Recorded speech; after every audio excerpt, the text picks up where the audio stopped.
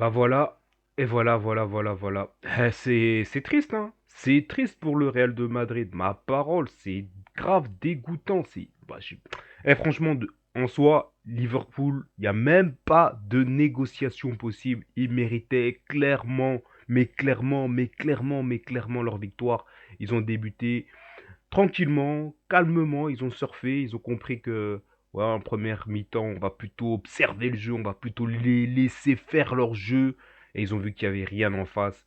Une équipe de Real de Madrid à la décomposition totale, qui a vraiment pas du tout le visage des grands soirs. Elle a démarré cette rencontre sur un 4-2-2-2 et Liverpool qui a démarré sur un 4-3-3. Choix totalement payant, on a vu clairement le Real de Madrid en difficulté dès la première mi-temps, d'ailleurs même dès les 10 premières minutes de jeu, des grosses occasions, on a vu des Nunez faire la différence, des McAllister, d'ailleurs McAllister qui est buteur à la 52e minute de jeu sur une occasion clairement à l'avantage de son équipe et ils avaient pris dès le début de l'entame de la rencontre les devants, ils ont pris comme on dit en français le taureau par les cornes et le score reflète, limite, hein, j'ai même envie de dire, le score il reflète même pas le match parce qu'il méritait de gagner même 4-0. Et le penalty manqué de Kylian Mbappé, là, en soi, il la met, c'est plus du tout le même match.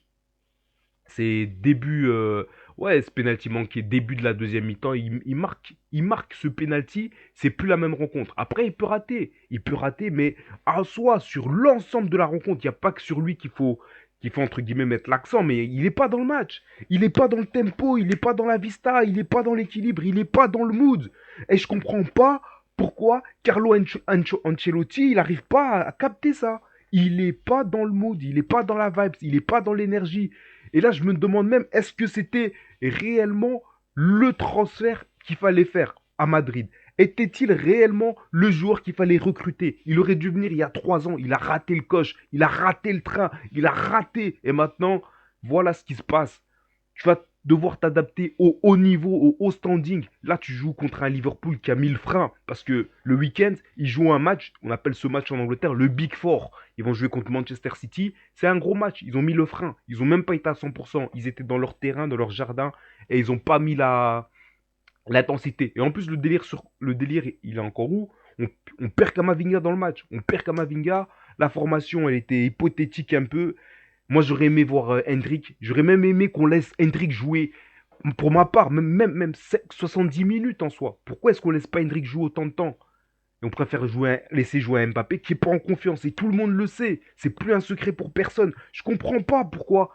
Il est là, il fait même pas. C'est vrai, après on va me dire, ouais, je connais peut-être pas le stratagème, je connais peut-être pas la tactique de Carlo Ancelotti, mais il fait même pas d'effort dans la récupération. Il est pas au top de sa forme, il a besoin de temps de jeu, il a besoin d'adaptation. Donc maintenant, il faut prendre ça, il faut prendre cette information au sérieux et il faut maintenant prendre des décisions qui vont permettre à l'équipe vraiment de se réveiller parce qu'on n'a déjà pas Vinicius, on n'a pas Rodrigo, on a peut-être plus Kamavinga, je ne sais pas pour combien de temps, j'espère évidemment, je croise les doigts, on croise les doigts, rien de grave. Chouameni qui est pas présent, Vasquez qui revient de blessure. Non, c'est trop. Une défense, on a un peu hypothéqué sur la défense avec des joueurs avec un joueur qui a pas, qui est très nouveau, donc on lui pardonne. Mais franchement, Kylian Mbappé, là maintenant, il va falloir prendre des vraies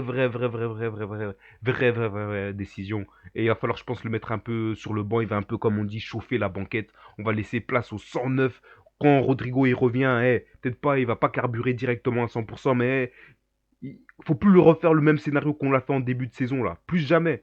Et ensuite, Hendrick, il faut qu'on le voit maintenant. C'est Hendrick qu'on doit voir jouer. C'est des gars comme Arda, c'est des gars comme Brahim Diaz. Et les mecs ont besoin juste de la confiance. Ils sont dans le tempo, ils sont dans la vista, ils sont dans l'ADN du club, ils sont dans le jeu, ils sont dans le game. Là maintenant, il va falloir changer les bails. Parce que là, c'est trop. Là, c'est trop. C'est pas possible. On peut perdre. Mais avec la manière, avec les honneurs, mais là, c'est du gros n'importe quoi. Alors que cette équipe de Liverpool, elle était prenable. Hein. Ils ont pas proposé quelque chose d'extraordinaire. C'est quoi les bails? C'est quoi les bails là? C'est quoi les bails? Ma parole.